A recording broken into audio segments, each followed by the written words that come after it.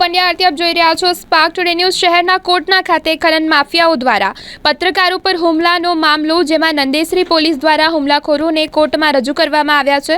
નામદાર કોર્ટે તમામ આરોપીઓને 2 દિવસના રિમાન્ડ મંજૂર કર્યા છે। આરોપીઓ વિરુદ્ધ હત્યાની કોશિશનો ગુનો નોંધાયો છે। ખનન માફિયાઓના હુમલામાં બંને પત્રકાર ગંભીર રીતે ઈજાગ્રસ્ત થયા હતા।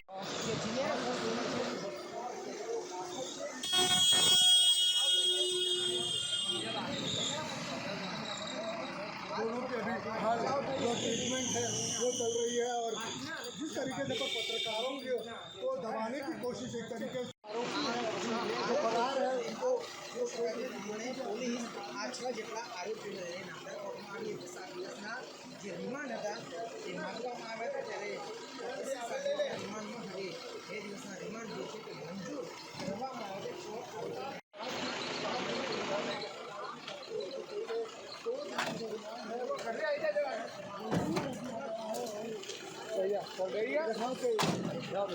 चलो गाड़ी